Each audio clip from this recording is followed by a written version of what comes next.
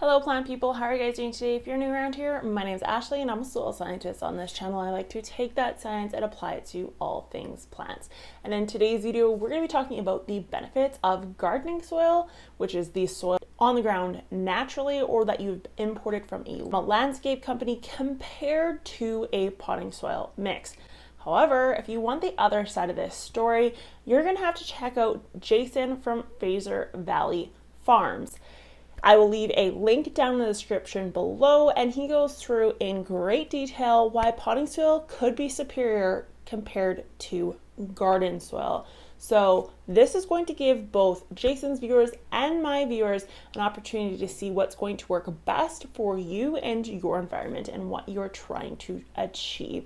So let's just jump straight into it. So ground soil, this is referring to something that is naturally occurring on your landscape or something you may have imported in from a landscape company. Typically, if you've imported something from a landscape company to either fill your raised beds or your flower beds, it's going to be a loam type soil. Loam meaning it's going to contain both organic materials, which would be compost or manure, depending on what you've selected, with a relatively equal balance of sand, silt, and clay. The other option that you may have is what is naturally on the ground around you, and therefore you may have a heavier clay soil, say if you are at the bottom of an old lake, which is what a majority of central Canada is in, for example, or you may have glacial till, which is very rocky type substance, and then you may have to amend that with whatever the opposite would be to help achieve things like drainage or higher cation exchange capacity. Because natural soil has a high clay content, it typically has a higher cation exchange capacity. This means it has a bigger gas tank compared to potting soil. This larger gas tank ensures that not only when you fertilize, the fertilizer stays in the soil system, but it also helps if you have an organic system to maintain the nutrients that a plant needs to grow. This means you could technically go years without doing anything to your ground soil and still achieve great results.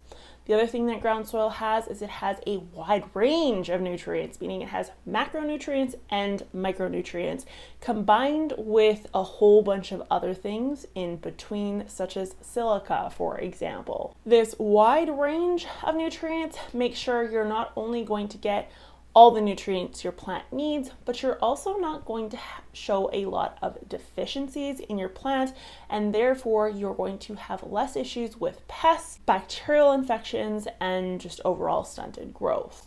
This cation exchange capacity combined with the fuel tank mechanisms and the excess nutrients allows for a stable, almost slow release fertilizer throughout the entire growing season. One of the best things about the actual outside soil is the soil life. And while you may think this is a negative feature, it's actually a very good feature because it can help with anything from pest management to the actual growth of your plant. What I mean by this is that soil can contain things like predatory nematodes. These predatory nematodes are actually going to help keep pests such as thrips, aphids, mealybugs, all at bay. The other thing natural soil has in high capacity is different types of fungi, and one type or group of fungi in particular is the mycorrhizal fungi. This mycorrhizal fungi acts as a net and almost an extension to the plant roots itself. So what ends up happening is the plant is able to withstand droughts a lot easier when it has this large fungi presence, but it's also better at capturing nutrients that may be stored deeper in the soil profile away from the roots. Over time, if you take care of your soil microbiome and just your soil overall, what will happen is it will end up making a net. This net will actually interconnect all your plants in your garden, especially if you have perennial plants, and it just amplifies itself year after year. This is a very good thing and something that you will not find in potting soil. Number one reason why you won't find it in potting soil is because potting soil in containers generally heats up. Fungi, bacteria, or any microbial life for that matter really does not like heat. Whereas the ground soil, it generally is pretty cool. cool.